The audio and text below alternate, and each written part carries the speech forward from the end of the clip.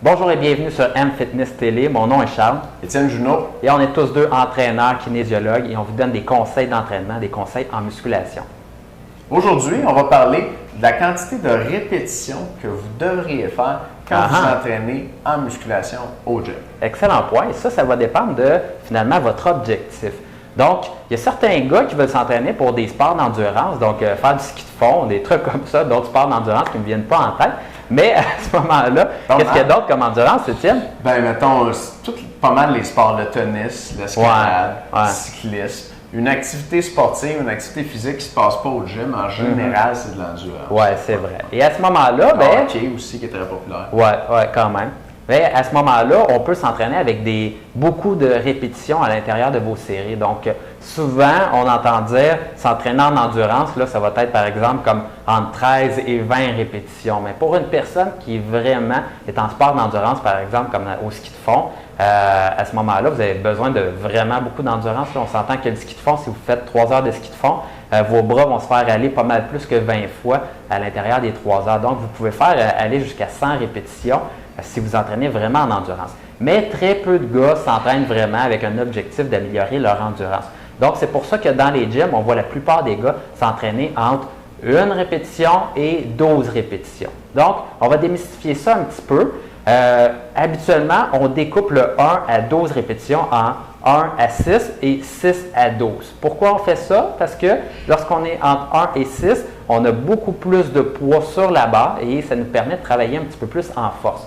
La force, c'est une qualité, dans le fond, qui est de vous permettre de soulever le plus lourd possible. Et ce n'est pas tout le temps relié à la quantité de masse musculaire que vous avez, mais c'est plus relié à la capacité de votre système nerveux d'innerver vos muscles, vos plaques motrices pour réussir à contracter toutes vos fibres et leur permettre de pousser la charge. Donc, souvent, là, on va démystifier ça un peu. Il y a des gars qui ont des gros muscles qui ne sont pas si forts que ça, puis il y a des gars qui ont des petits muscles qui sont pas mal forts. La preuve, c'est tous les sports, là, par exemple aux Olympiques, là, les haltérophiles là, qui pèsent à peu près 150 livres, mais qui lèvent 200 livres au-dessus de leur tête, puis même plus. Mais à ce moment-là, ils sont très forts et très puissants pour la quantité de masse musculaire qu'ils ont.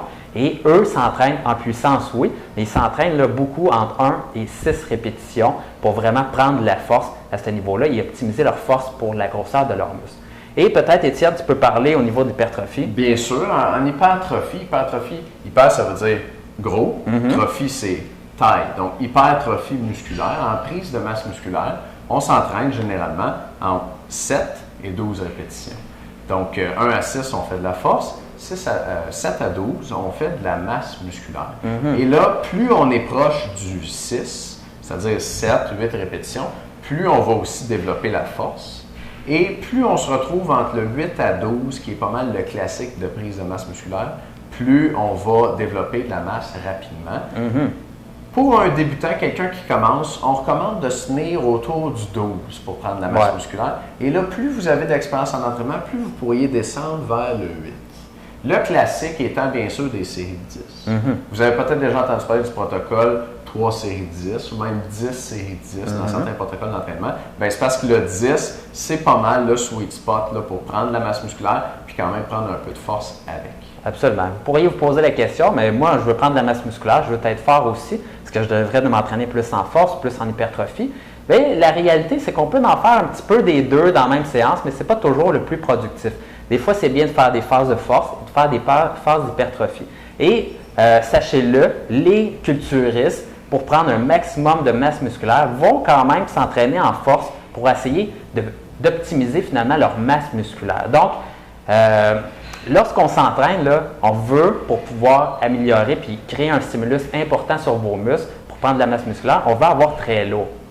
Et si vous n'êtes jamais entraîné en force par le passé, peut-être que votre système nerveux n'est pas complètement adéquat pour soulever très lourd. Donc, c'est agréable là, de faire des phases, des fois en force, pour vraiment optimiser la force de votre masse musculaire actuelle et par la suite retourner en hypertrophie, utiliser des charges qui vont être plus lourdes, stimuler encore plus vos muscles à grossir et là, reprendre de la masse musculaire à nouveau. Donc, un peu d'entraînement en hypertrophie, un peu d'entraînement en force. Et ça, on s'en occupe pour vous dans les programmes d'entraînement qu'on vous donne si vous êtes abonné ici à M-Fitness TV. Bien sûr. Donc, Vas-y quelque chose? Non, c'est pas mal Rien tout. à ajouter? Oui, ça complète pas mal pour le nombre de répétitions dans l'entraînement. On a parlé du nombre de répétitions en force, 1 à 6, puis du nombre de répétitions en hypertrophie, 7 à 12. Pour un débutant, on va faire plus, 12 répétitions. Plus vous avez d'expérience, plus vous descendez. C'est aussi bon d'alterner des phases de force avec des phases d'hypertrophie, parce que plus vous êtes fort, plus vous allez devenir musclé. Le poids qu'il y a sur la base, c'est une variable importante pour prendre la masse musculaire. Oui, vraiment. Sinon, la plus importante. Merci beaucoup de nous écouter. On se voit dans une prochaine vidéo sur M Fitness TV. À bientôt.